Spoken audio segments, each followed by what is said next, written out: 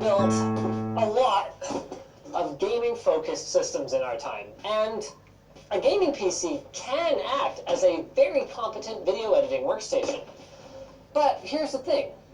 If you don't care about gaming, there are ways that you can change your configuration to both save money and improve performance. And thanks to ViewSonics sponsoring this video and sending over one of their VP2785 4K professional displays, we are going to be doing it in style. Let's set aside our display for now, though, and talk instead about what you're going to be viewing on it. If you're a content creator these days, chances are you're not only shooting or capturing in 4K, but you're editing in 4K too, and for good reason. Many productions master their content at much higher resolutions than the intended delivery format because more resolution provides a number of benefits, including extra versatility for VFX and the ability to reframe a shot in post without losing a significant amount of quality. Hey editor, actually, can you show them how far you can zoom in on me thanks to our 8K camera? Pretty cool, right? Furthermore, a higher resolution original source, let's say one that's at 5K or 6K, reduces certain types of visual artifacts and results in a greater amount of detail when the video is eventually downscaled and compressed to be cheaply delivered over the internet, like on Netflix or YouTube. That's a basic rule of compression. Garbage in, garbage out, and vice versa. Anyone can benefit from high-resolution footage if they've got the hardware to work with it. But from garbage in, garbage out, and vice versa. Anyone can benefit from high-resolution footage if they've got the hardware to work with it. But what exactly does that mean? I mean, if you want to get technical about it, just about any modern computer can edit 4K video, so long as you've got enough patience. But if it's a smooth experience you're after, then depending on the types of formats that you shoot in and the types of effects you want to apply, then the hardware choices start to matter a great deal. And since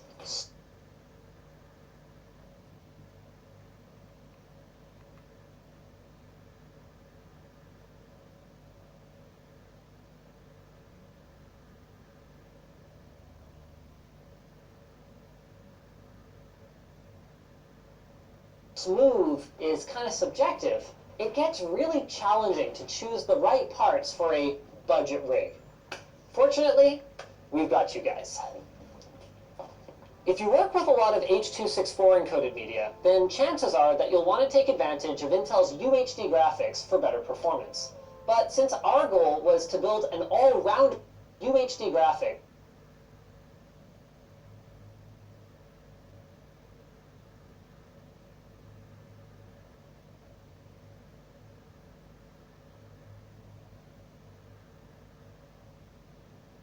for better performance. But since our goal was to build an all-rounder machine that can mix for better performance.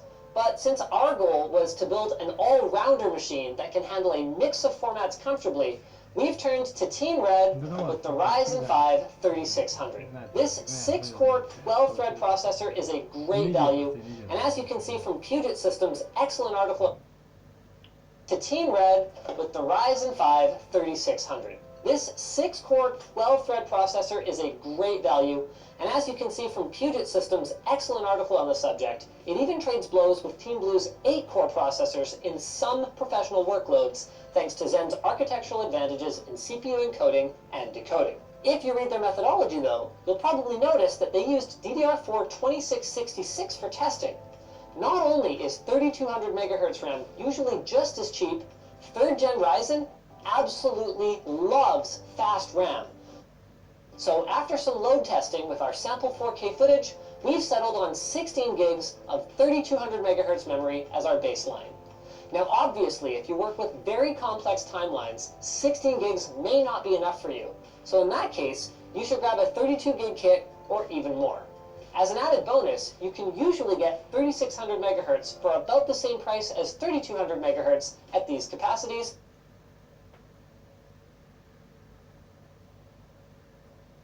which should give you a small performance boost. Now, some of you may not actually like our choice of motherboard, but at the time of writing, availability is pretty poor for B450 chipset motherboards that have the combination of features, VRM capacity, and the out-of-the-box support for 3rd gen Ryzen that we're after without needing AMD's BIOS upgrade kit. So we went with the B450A Pro from MSI at $95. Now once factory updated B450 boards are commonplace, or a 500 series B chipset comes along, you might be able to save a further $20 or so if you play your cards right. Speaking of which, our graphics card. Sadly for Team Red, NVIDIA pulls off a pretty healthy lead in both the Adobe Suite and in DaVinci Resolve. And while you don't need a high-end Adobe Suite and Team Red, NVIDIA pulls off a pretty healthy lead in both the Adobe Suite and in DaVinci Resolve. And while you don't need a high-end graphics card for just straight video in DaVinci Resolve, it pulls off a pretty healthy lead in both the Adobe Suite and in DaVinci Resolve. And while you don't need a high-end graphics card for just straight video editing, when it comes to GPU-accelerated encoding, which you can do with third-party media encoder plugins, or real-time application of effects like lumetri color, VR denoising, optical flow, and especially After Effects mogarts, you will definitely want a dedicated graphics processor of some kind in your system, even if you were running on Team Blue. After some experimentation, we determined that the GPU load wasn't particularly high on our RTX 2060, which had been our first choice, so we eventually settled on the NVIDIA GTX 1650. It will not handle 8K red footage at full resolution like the 2060 will, but the thing is, that's not what we're here for today, so in it goes. Now let's talk storage. If we really needed to save a buck, we would start with a reasonably priced boot drive SSD like this NVMe 500 gig Samsung 970 EVO. This will keep your operating system feeling nice and snappy while also acting as a scratch disk for rendering. Да, то есть если ты не бережешь добро, где-то оно убивает, да, понимаешь? Да, то есть как бы закономерность просто. Тебя не спрашивают, но я понял, он про себя и говорил, да, уже. Себя береги, то есть тебе зачем это? Да, выкидывают туда-сюда, правда, я понял просто, да. Не то что хамство, это просто, да, ну да, ну не покупай тогда, да, понимаю. Головой думаю, ты что, нормально что ли? Взял, да, я понимаю. Да, ну это,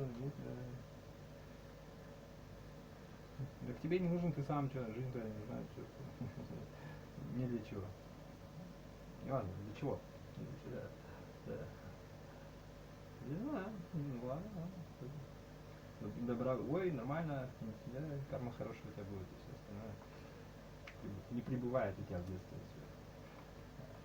Все можно, конечно. Specs, nested clips, and proxies. Then, for our bulk Так нет, не понимаешь, что ли? То есть, ну смотри, у тебя есть такой, у меня есть $2000, $1000 я могу выкинуть. Зачем? Что, тебе нормально? А тебе незачем. Тебе жить не незачем. Я понял, у тебя просто все.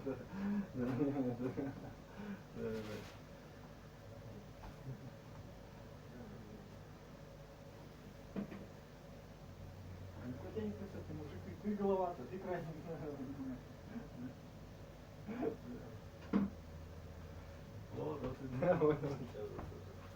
Не, вот святость, вот что любишь, что тебе надо? История, любовь, познать, да, понимаешь. В краю, да. Да, понял себя просто, тебя понимаю. Вот внутри живи, долго теперь красиво, наоборот. We'd go with, sorry, hard drive packaging sucks. Well, a pair of high-capacity commodity hard drives that would come in a little piece of plastic like this. We went with a couple of Seagate NAS drives. Now, the size of the drives you choose really depends on how many projects you expect to have on the go at a time. But here are some general guidelines that we've put together for you for how much storage you can expect your footage to take up. Now, in a perfect world, guys, we would store our raw footage on an external drive of some sort. In fact, we've got a second installment in this series planned where we're going to build a safe, affordable external network storage box. So make sure you're subscribed for that. Finally, there's the case and power supply. Even though we aren't likely to be thermally constrained with these kinds of specs, we're not looking for the bottom of the barrel here either. So Fractal's Focus G is today's case choice. It looks professional enough that you could bring a client around without it being embarrassing, and it's got decent ergonomics for when you're building and decent airflow without breaking the bank. Other options here include the Cougar MX330 and the Fantex P300, the latter of which includes a tempered glass side panel if you'd like a little bit more of that aesthetic in your life. For our power supply, we're playing it safe with Corsair CXM 2015 edition. It's 80 plus bronze, modular, and is often on sale with good overall performance for its price. It is worth noting that if you wanted something a little better and potentially more reliable, for an extra $30, you can grab the FSP Hydro PTM that's rated in the ultra high end in the PSU tier list that's hosted on our forums. And then if you wanted to save $20 for a shirt from LTT Store on our forums, that's rated in the ultra high end in the PSU tier list that's hosted on our forums. And then if you wanted to save $20 for a shirt from lttstore.com, you could also drop down to a non-modular 450 watt Corsair CX 2017. And that's it. That makes for a total system cost of just over $925 for a setup that can do real work and that you can even get paid with. Of course, we still need to actually demonstrate all of that, so let's get this thing fired up and see how it runs.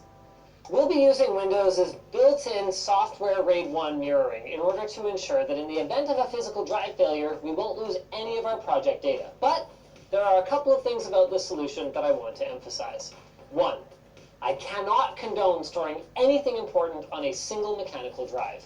No matter how tight your budget is, you must have anything important in at least 2 places. And number 2, RAID is not a backup.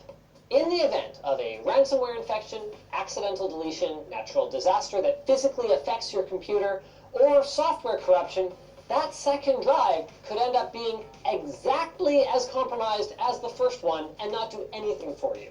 So this is our bare minimum recommendation that also assumes that you will be very careful with your setup.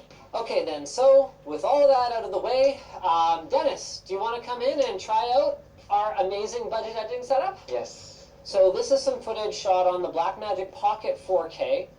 Stay on the purple one, of Brandon's dog. Basically, I just want you to tell me about the experience. Like, does it meet your expectations for working with this 4K footage? Okay, I'm playing in full right now. Yeah. Scrubbing through. Pretty good. Oh my god. Wow, Brandon, your dog got fat, dude. So we've got real-time color, we've applied some effects, and we're still not dropping any frames, even though we're playing back in full quality. Okay, now you're dropping frames. What did you do to my... What did you do to my computer? Fast forward. Oh, okay, so now we're good. So now to push things, we're firing up that same clip in After Effects, and we're adding some wiggle to make the camera like more dramatic, and gonna put some fire particle. No one wants to watch The Bourne Identity starring Brandon's dog. Oh look, we're playing in full. Still, it's playing pretty fast. Now she's in the middle of like a fire tornado and earthquake at the same time. Oh. Whoa! So After Effects is sucking back about 40% of our CPU. We are still pretty comfortable in terms of memory usage though, even with Premiere open in the background. So far, what would you say of the editing experience on our machine here? To be honest, like particle will usually take a lot of RAM and a lot of power. So far, when I play back in full, still pretty good. So that's great then. So far, our budget 4K editing station is keeping up surprisingly well, but I think we can push it further. So while Dennis is playing around with some 8K red footage over there, I'm going to tell you guys about the ViewSonic Color Pro monitor that we're using here. So it features 99% coverage of the Adobe RGB color gamut, which is about 96% of DCI-P3, so it's great for video editing. Every unit gets its own calibration report and is tested at the factory for a delta E of less than 2, which should be indiscernible from surprisingly well, but I think we can push it further. So while Dennis is playing around with some 8K red footage over there, I'm going to tell you guys about the ViewSonic Color Pro monitor that we're using here. So it features 99% coverage of the Adobe RGB color gamut, which is about 96% of DCI-P3, so it's great for video editing. Every unit gets its own calibration report and is tested at the factory for a delta E of less than 2, which should be indiscernible from completely accurate colors. ViewSonic worked with X-Rite and Pantone to generate its internal color library, which references a 14-bit 3D lookup table of about 4.39 trillion colors, and their Color Pro monitors can use the X-Rite i1 Display Pro calibrator to access the ViewSonic's internal color library, which is better than using third-party calibration tools which can only do software calibration. It's got USB 3.1 for a single cable connection that can charge your laptop at the same time, along with a USB Type-A hub so you can plug all your peripherals in through your monitor, and the three-sided frameless design means less distraction while you're trying to focus on your work. Speaking of focusing on your work, Dennis, how's this going? Oh, I'm putting a lot. What are you doing to it? It's not even recognizable. You see, pushing really hard. You might want to play it at 1/4. Yeah.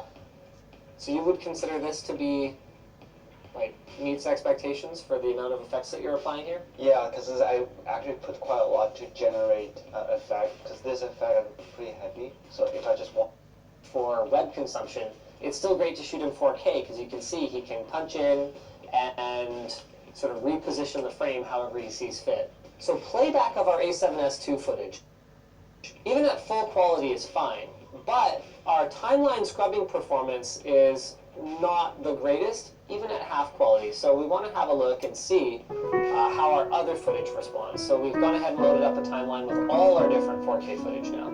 So the blue one is A7S. Yeah. The purple one is That's Blackmagic. Green one is 600. So all of them are actually better than the A7S, and this is all at full quality. Yeah, this is Blackmagic. 4K. Pretty good. Yeah, that's really good actually. 200.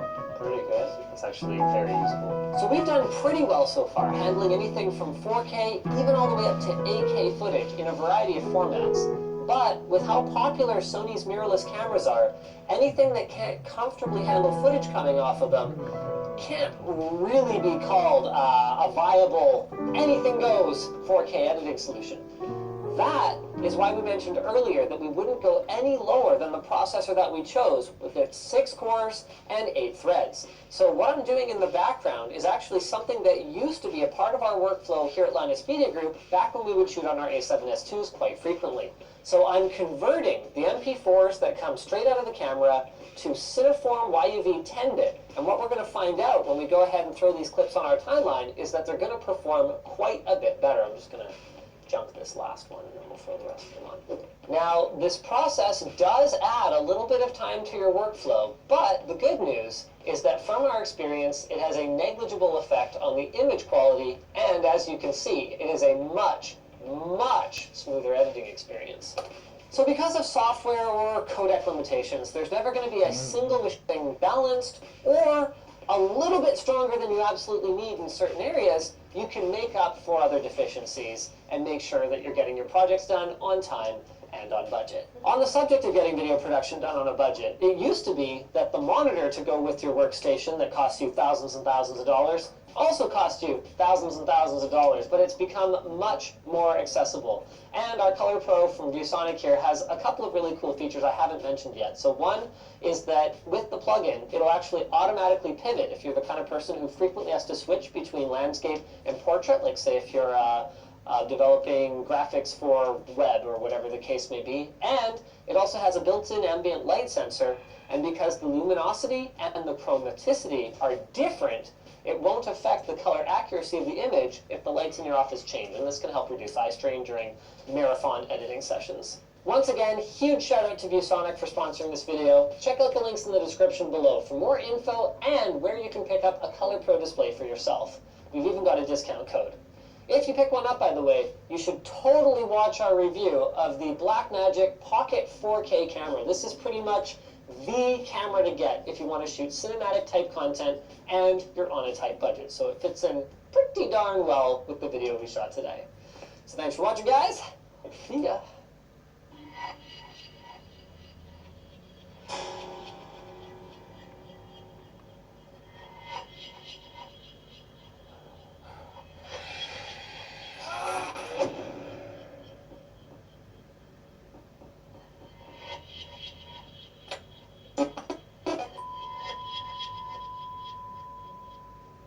Who's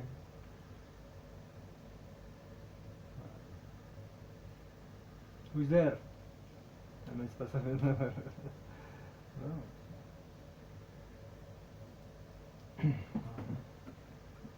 Ну да. Нагонять, ну, верно? В смысле так.